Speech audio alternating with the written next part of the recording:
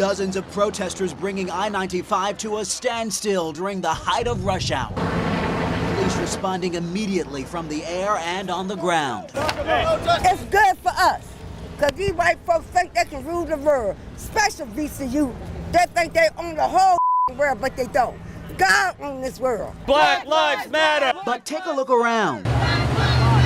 Pretty much all of the protesters were white. Organizers telling me it was planned this way. You see, after the recent shootings of African Americans by police officers, the protest was meant to show white people, quote, putting their lives on the line for black people. Anytime you can't walk the street unless you got a white cop running up on you because you black, then you ain't safe. You don't feel safe?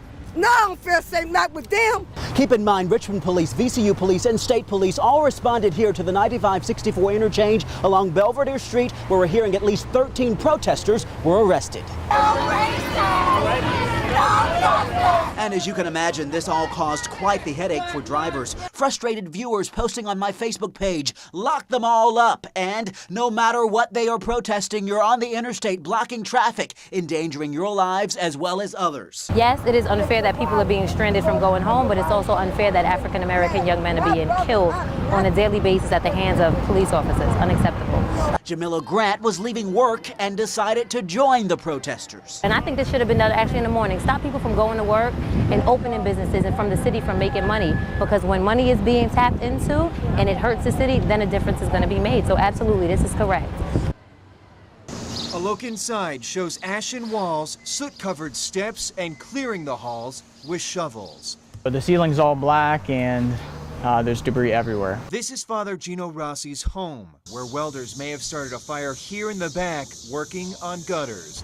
Building inspectors barred us from going farther than the front steps as Father Rossi paints the picture of what he saw. Inside, there's pretty extensive damage. One of the guys told me, I was driving back to get here, and they said it looks like a tornado went through, and that's definitely the case. Cell phone video shows an RFD ladder hanging over the rectory this afternoon.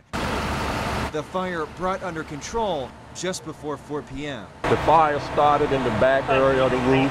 It ran part of the roof line. Most of the fire was contained on the back side of the roof. And even though from the street the damage looks minimal, inside as more pieces are brought out, the damage now totals more than $100,000. Viewers have asked us what they can do, and Rossi's request tonight is simply this. Just say an extra prayer for us when you're going to bed tonight, and thank you to the firemen of this city who risk their lives and go into hot buildings that they could die in to save us and to save our possessions and help us. So we'll be okay. God will take care of us. And we just assumed like drunk driver. Emily Taylor recalls the first time a driver slammed into her family's fence. The gate was completely knocked over on the floor, and it hadn't hit the house or any of the cars or anything. It just knocked over the gate, and my dad fixed that up immediately, so it wasn't that big of a deal the first time. But the second time scared her. The second time when it came in, it came and hit the car, and the car rolled into the side of the house. A stranger's car slamming through the repaired fence, forcing the family's car into the side of the house. Hearing about it's really scary, especially when you're not there. You're like wondering if everybody's okay. The third time, she was inside the home when another car came crashing through. The last time that it happened, they actually knocked down the mailbox, dragged that boulder, and so my dad had to build a new post for their mailbox and get a new mailbox. All three incidents happened within months of each other. All three were hit and runs.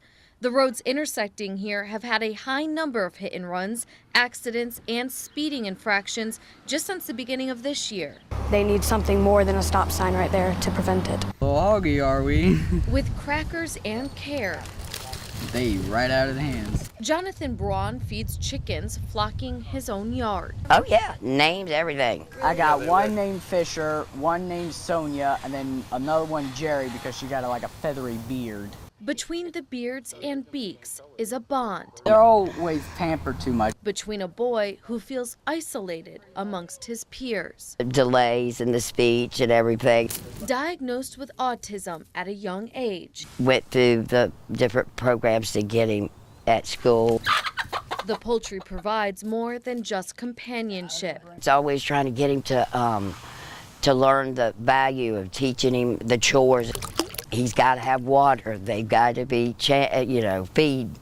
And you got to go out there and pick up the eggs, you got to clean the stall. But county code only allows 6 chickens in a residential area. They were fined for having 15. We're running out of money.